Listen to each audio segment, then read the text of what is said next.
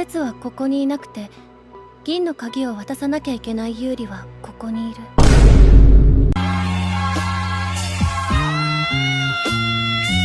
What's good, anime enthusiasts? Welcome to the end of Gnosia. Again, for real this time. Maybe, I don't know. We got a few more episodes after this. But hey, we got the epilogue, at least of this, I want to say quote unquote ending that we have. We'll say that this is the good ending, the normal ending. Yeah. The normal ending where you do everything through it. You fail a couple of times, you succeed a couple of times, but this is like the normal ending. You didn't do the 100%. You didn't collect everything. You didn't talk to everyone. You didn't get all the events and whatnot. You didn't help the one person that you were trying to help this whole entire time because of some time traveling universal hopping nonsense. But hey, we're here. We got the normal ending, and now this is what we hit our save file again, and maybe we're gonna shoot for that second ending. Are you ready, JD? I am always ready to talk about Gnosia, and for the first time ever, I will not be needing to lie about anything that happens on screen because this is original content, yo. Original content that gives me pause and makes me question a lot of things that they're doing. I wanna pose this question to you immediately. Does it seem like they're deviating a lot from the way that they've like set up the story in the game? By method, yes, but ultimately, it's only a slight tweak in my eyes. Just that comes from the difference between being an anime and a game, right? It's sort of one of those things where you have to sort of switch up your methodology. It didn't really strike out as too out of character or too unrealistic for the source medium. Okay. Do you feel like they're patching things up, or do you feel like this is like their opportunity to tell a story that they haven't been able to tell within the game? I think this is actually an expansion, right? Because a lot of the themes of like self-sacrifice and other things aren't explicitly set out at the end of Gnosia, the game, right? This one is definitely more for world building and I guess exploring those emotional connections that you should be having at the end of the game, right? For me, this is like more icing on an already beautiful cake, essentially. Yeah. For me as an anime only, I can't like see it as a expansion of it. I have to see it as, okay, there's still more to come. The story isn't closed yet. There's a lot of questions that need to be answered. But if I look at it from a game's perspective, those questions that we have to be left unanswered because they weren't in the source material at all. If I had to think about it, we still don't know what Kakrushka truly is. Well, what do you mean? Kukushka's just a doll, you know? Don't. I'm trying to save myself for later in this because I will possibly crash out again. I don't want to start immediately. I'm tempering myself. Okay. I'll spare you for now. Spare me for now.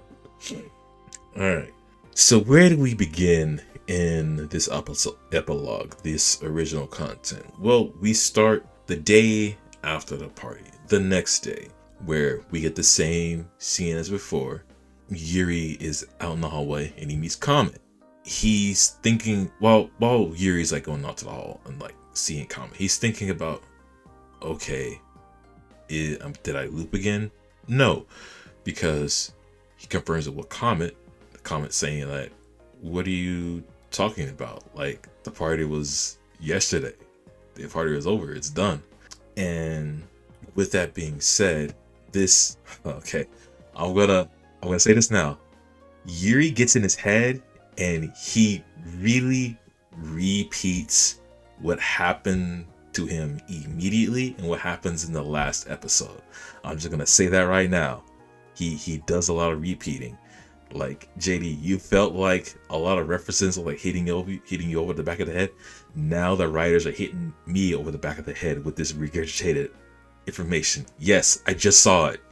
The main characters have to tell me what he just saw in his mind for like the next minute. But I get it. It's kind of like one of the animes, like little faults they do that. But with that out of the way, the next person that we meet up is SQ. SQ chats up with Yuri, but when Yuri mentions Setsu during the conversation, it triple confirms that Setsu doesn't exist in this universe anymore. Once again, over the back of my head, hey, Setsu doesn't exist. I know, writers, please stop. You're not gonna stop. Yeah, and it's like, I feel like this one isn't necessarily like dramedy for the sake of being dramatic, right? Yuri is trying to cope in real time and just can't let go of this, right? His heart is almost in a loop where he did reach the resolution, but now he has to learn how to like exist without Setsu being right there with them. And it's agonizing, honestly. Yeah, even though like I sort of complain about it, it is like the overarching message of this episode is that Yuri is coping. He's going through the 5 stages of grief. He's lost Setsu. So he's about to go through a series of events, motions, and actions to just really confirm to himself, does Setsu still exist? Does Setsu still have a presence in this universe? Can I see Setsu? Or can I even go help Setsu? Can I do anything to get to Setsu? It's heart-wrenching, but when I'm watching this, I'm just like, Yuri, stop. It's over. No matter what you do, Setsu ain't coming back. But I'm getting ahead of myself. But after that little talk with SQ, the opening is different. It's so bittersweet with the somber music going on. I believe this is like from the OST of the game. It shows Yuri, but it slowly reveals all of the characters that we see in the anime, and we show them in the order that we meet them in the anime. But of course, Setsu doesn't exist. We don't need to see Setsu. How'd you feel, Dave? How did you feel about this, JD? I wanted to disappear. Hearing Call of Ender in this moment was nothing more than like getting stabbed in my heart. Even as I watched everybody's like beautiful, happy expressions as they all like look at each other and look forward to like a beautiful future, all I can think about is how I'm Yuri, staring off into nothingness, unable to enjoy the moment with the people I do care about so deeply, right? It hurts. It's brutal. It hurts, and it's brutal so much that Yuri goes over the situation again afterwards. Just to make sure everybody's paying attention, guys, Setsu is gone and nobody can find her. Yuri's got to make sure that you know that Setsu is gone. They're gone. Remember the soldier? They're gone. Got it? Okay. Got it memorized. Anyway, there's a small alarm that goes off. The ship isn't under attack. It's the military. The military is issuing a request for the ship to dock at the port. And the characters are mulling over it. They're thinking that, hey, it's better to comply with them and to not end up in jail. Don't want to really like get on the military's nerves. And the only person that's like against it is Remnan, because of course he ran away, and if he gets caught, bad things gonna happen to him. But Rockio reassures him, saying like it's probably an intimidation tactic, and of course nothing really bad happens. Like the ship docks at the port, and the whole entire crew, as long as they sign up some papers, they're able to take the elevator and go down to the surface of the planet. Nice. And if they want to chill on the ship while the military does their check, they can, and that's what Renan does. While we don't see it, we know for a fact that he's probably hiding somewhere, staying out of the way, and everything's fine. And while the military is on the ship, hey, would you look at that? The military is wearing the same uniforms as Setsu, that little azure blue and those kind of styles. I like that attention to detail. So the whole military is wearing the same set of gear and suits. And of course, Shaming is he wants to have fun, and he's gonna bring Chippy along to the red light district. But the planet's surface, we get to the city. I gotta say, city looks nice, looks cool, futuristic. It's got that little more anime coat of paint over this cyberpunk type of city. There's a lot of like Xeno races that walk around, and also in the military as well. Nice. I like it. I dig it. Dude, like, I don't know if you've played any of the Pokemon games, but I think it's Pokemon Black's Opelucid City definitely, like, reminds me of, like, or no, it's the opposite. This sort of city design reminds me of Pokemon Black's Opelucid City, where it's very futuristic. There's a lot of, like, almost tech built into the walls, very much. It's a very clean design, very elegant, very beautiful for a sci-fi setting. Okay. I guess if I were to compare it to, the one I remember the most is the Eos, if I remember correctly, I say Eos Laboratory from Sun and Moon. That sort of laboratory future aesthetic. So we got some nice comparisons going on.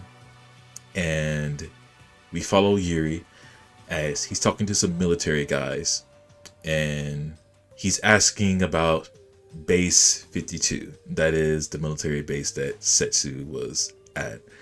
And the guy says, hey, that guy over there might know. So he takes a couple of steps, goes over to the guy, and guess what? He doesn't know Setsu from Base 52. And he even searched the last 100 years worth of personal records. There is no trace of a Setsu. And here is one of the more things that knocks you over the head again. Anytime, I want to say like this is twice. This is the first time. The second time will be coming up soon. Is that whenever Yuri mentions Setsu to somebody and he's looking for them, they always say, I'm sorry I couldn't help you, but this Setsu person must mean a lot to you, Yuri.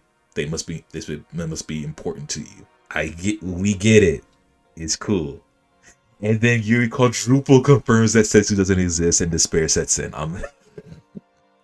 I hate it here, bro. Please. You don't even have him do any dialogue. Just let the scene be silent. Fill it with like ambient noise. Do anything. Just stop saying that, bro.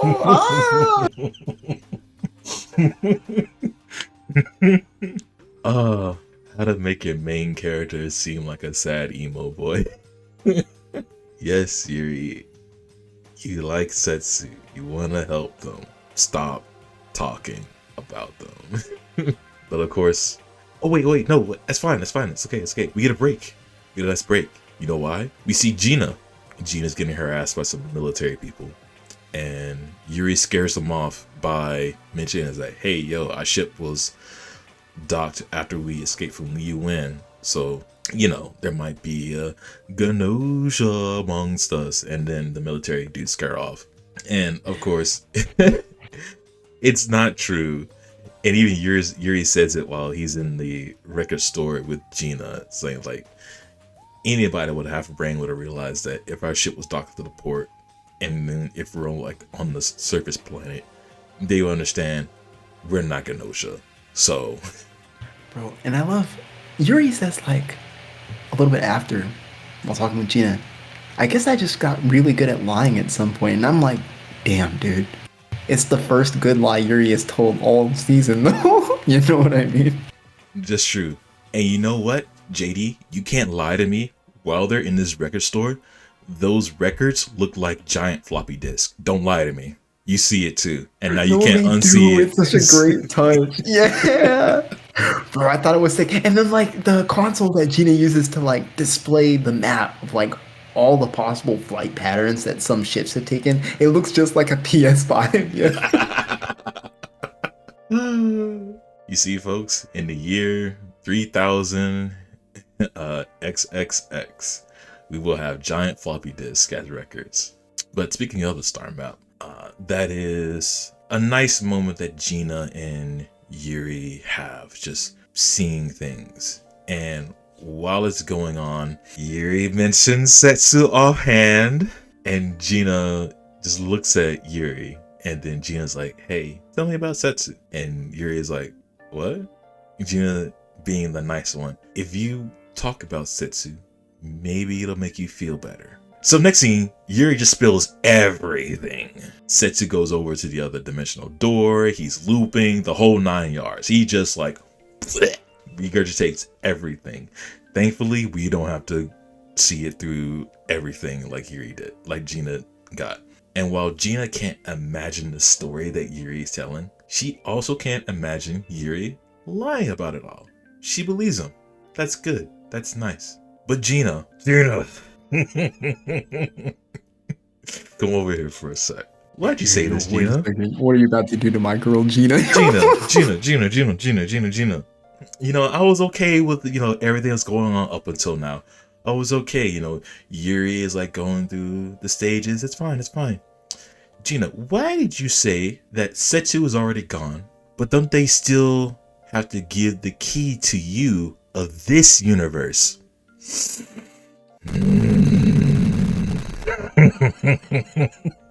JD, when I saw that, when I heard that, I leaned back in my chair. I paused the episode and I was like, there's no way.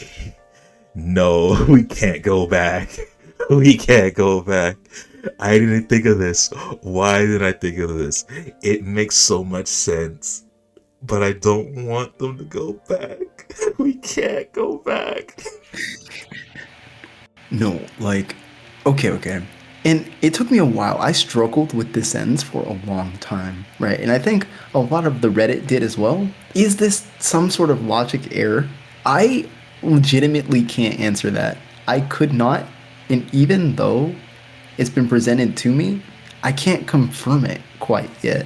And for the first time ever as a game player, I'm out of my depth. It was scary. So we'll get to this later on when we talk to another character, but I have an unfortunate theory and answer for everyone. We'll get to it. We'll pin a pin into this. We'll come back to it when we talk to a certain character. Oh wait, that's them. Rockyo, what's up? Hey, what up, my logical goat? Please shepherd me to victory. So Yuri spotting Rockyo out of the window. Yuri ditches Gina, chases after Rockyo, going into this shop. It looks like an antique shop. And would you look at that? There's a silver key. They're selling silver keys. It's a sale. They're just out there. They're not just some like rare artifact or some rare organism. No, they just have them sell at a Walmart. Cool. Have a nice day. I mean, there's not like tens of them on the shelves. There's only one. But they're there. And then Rockyo just tells Yuri, hey, some use the key because they wish to return to the past. Stop. But the frightening thing about it is that you can't even choose to end things on your own. Yeah, Rockyo, I thought we ended things already. And then we restate the rules of the silver key when it does. And then, of course, the end result is you might end up looping for all eternity. Hi, Setsu. How you doing over there? Nope, we can't go back. I did not want to believe this, but Rockyo does confirm Gina's suspicion, right? Outright. No ambiguity. Setsu needed to give the key over to Yuri in this universe, and not the one on the other side. And even as Rockyo, the authors pretty much stand in for all logically correct solutions for this anime. I knew in the deepest pits of my heart that boy was wrong, bro. Please don't say it's real. Okay, so the problem with this that I have, and like the unfortunate conclusion that I come to, is that we don't know how everything starts. We don't know how it all started. We don't know how we don't know if Setsu was the first one to get the key or Yuri was the first one to get the key. Because let me pose this scenario. Let's say that the final piece of information that Yuri got was giving Setsu the silver key in Rockyo's room. Let's do that scenario, but they're not looping and the silver key doesn't like quote unquote exist at a moment in time. Nobody's looping, right? So Yuri, let's say, is still in the pod. Nobody's infected with Gnosia. everything's clear. Setsu is working on the ship. They go through the asteroid field. Setsu gets caught in it. Setsu's gone. Yuri then eventually wakes up. Where does the silver key come into play? Who loops with how? How does one get the silver key, right? So theoretically, in that timeline, oh god, here we go. In that timeline, that is how it's supposed to play out. With Setsu being gone. Oh my god, wait a minute. Hold it! Did I just unlock it? Wait, that makes so much sense, right?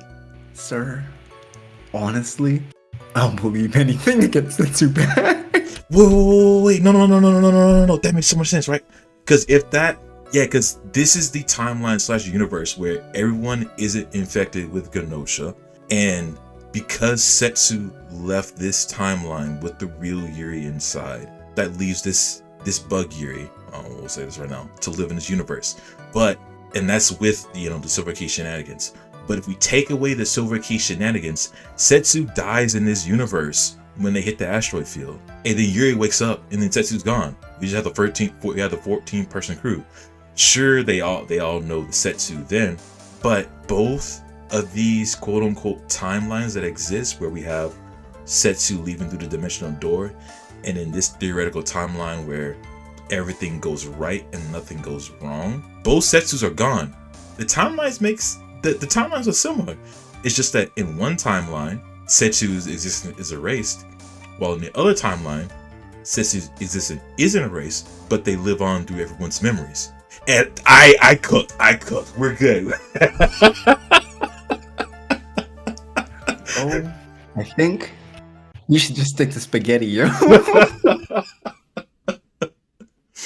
I don't know. I just thought of it immediately, right there. I think maybe that's it. The parallels make sense, but unfortunately, this is an anime. This is sci-fi. We can do whatever we want, right? Kind of true, actually. Yeah. Okay, we can put a pin in that a little bit later as we go through. So while Rakio is talking with this, it's dawning on them that Setsu went over to the other universe, knowing all this would happen to let Yuri live. Of course, we knew that from Setsu's. We inferred that from Setsu doing that last episode. It just so happened now that Rakio, the logical one, is saying Setsu's lines for them, which is cool. After that, to put it shortly, Xiaoming takes Yuri to go to a nightclub, get some girls around them, get some drinks around them. It's a little bit comedic, but this is where, I don't want to say Yuri breaks down, but it reinforces Yuri to say that Setsu is precious to him. That while he won't say he loves Setsu, but Setsu is very important to him. Like, he has had Setsu on his mind the entire time since he's woken up, and he's just going through the phase. And when he hears the teasing and the bullying from the girls, and the only person that to really stand up for him was Xiaoming, it's really putting Yuri in more and more into his shell to really hone in and focus on Setsu. And then thankfully, and in some regards, Xiaoming kind of tips him over the edge, challenging Yuri's mentality, saying hey, are you sure that you're not making up an excuse to give up on Setsu? Are you really done? Because in this moment in time, Yuri doesn't believe that he can do anything to bring Setsu back or even help Setsu, because he's locked in. He still hasn't let Setsu go, no matter what anybody can tell him or what vices or anything comes in. Yuri's holding still to that idea that I want Setsu back. So much so that, when Yuri's walking alone in the rain, he hatches an idea. We don't like it when Yuri hatches an idea. So he runs back to the shop. Oh, the silver key is gone. Rakio probably bought it.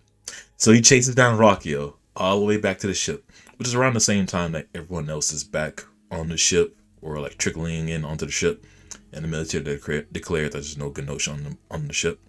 So that's all good. And we go barge into Rakio's room, and Rakio bought the key. It's his valued experimental subject. And then Rakio is very easy to read Yuri saying that, oh, I see. You want to take this silver key, you want to open it, you want to fill it up, you want to go through the dimensional door and go out to Setsu. Is that it? And Yuri confirms like, yeah, I'm gonna go. Yeah, I'm gonna go. And Rakio's like, pause. Slow down. Calm down. What if you do go, Yuri? What if you do go to that dimensional door and you somehow end up seeing Setsu? There's still the issue of the real Yuri being over there and you causing the universe to end. That would break what Setsu was trying to do for you and what Setsu built for you. Listen, the logical answer is to forget about Setsu. There's no point in thinking about someone who doesn't exist. Right? Whatever you're gonna do, it's probably gonna mess it up entirely. You don't like that answer, Yuri? The other answer is, this is what Setsu wanted. And you know what Yuri did? He goes into the hallway and he's thinking on Rakio's word. He's like, dang, Rakio's right. Everything they said was true. And you know what? I sat back in my chair and I'm like, thank you, Rakio, for being the voice of reason. This is why that you're now the #1 character of the series. Okay, so this is like increased agony on pretty much every level, right? I think it makes explicit Setsu's sacrifice even more so than it already was before episode 18, right? So this really just hammers it home, right? And it's like, what do you do? Like, there's so many conflicting messages, like, in the anime, and you really feel like you're Yuri here. Because you got one person saying, like, oh, if you want to talk about it, it might make you feel better. You have Xiaoming who's telling Yuri, like, are you just not giving up too easily? And then you have Rakio, like, putting the full brakes on it, like, hey, Setsu did something really cool for you, and you're just gonna go mess it up again. I don't know what I would do if I was in Yuri's shoes at this point. I would truly be stun locked. Yeah, it's... Honestly, if I was in Yuri's shoes, I would listen to the person that I've talked to the most and has been like the voice of reason, has helped me out throughout this whole entire thing. I listen to Rakio. I'd stop. Rakio wasn't really a roadblock per se. I'd say Rakio was the deterrent, the way for Yuri to like slow down in his thinking. Because Yuri, in the rain, he had the idea and he was running, he was racing to get to that silver key. So Rakio was like, yo, slow your roll. Think about this. Really think about this. Because honestly, if Rakio didn't buy the silver key, Yuri was like gone immediately. But it's good to have that. It's good to have somebody to like put their hand on your shoulder and be like, stop. Let's think about this for a moment, okay? Before you do something idiotic. No, definitely. And I think this is the most, like, not brotherly, because, you know, Rakio is non-binary, but the most sibling-like Rakio and Yuri have been, right? I can really feel, like, the carrot just, like, coming off of Rakio as he, like, explains this to Yuri. And, end of sentence there, but all this to say, Rakio is such a loved character in this anime. I think him and Xiaoming have gotten, like, so much screen time and so much glow up from their game version that it's almost like absurd. I do love them. I love them a lot, but this was great from Rakio. So after that, Yuri once again thinks about Setsu. I'm sorry. I could not. Yuri thinks about Setsu again and about what Setsu wanted, what Setsu did. And he goes into the hologram room and he pulls up Setsu's cafe area. While he's going through his thoughts, Otome rolls up, chats with Yuri for a bit. And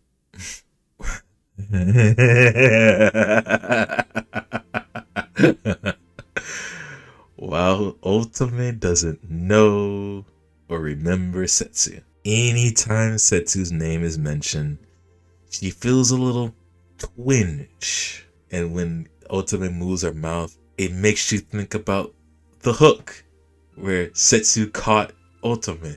And Yuri laughs. And I laugh too.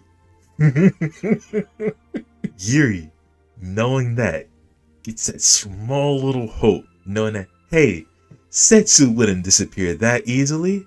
Setsu's heart and feelings transcends universes. Wait, no, I'm gonna stop you right there, gang. I'm gonna stop you right there. I heard that deep breath. Bro, this is the most beautiful part of the episode, yo. Are we kidding? Just look at the atmosphere. The whole universe is on Yuri's side as he says this, bro. Yeah, it's good. It's moving. It's knowing that, Setsu, while their existence is gone in the memories of others, they have left an imprint. Even on Yuri, who knows everything, even on Otome and the hook in her mouth. As long as Setsu left some kind of like physical manifestation or mark on the world, they are still there. So Yuri once again looks out for Rakio. Rakio isn't there in their room. Yuri picks up the silver key. He looks at it longingly, and the episode ends. We can't go back. I don't want to go back. We're going back. We're going back.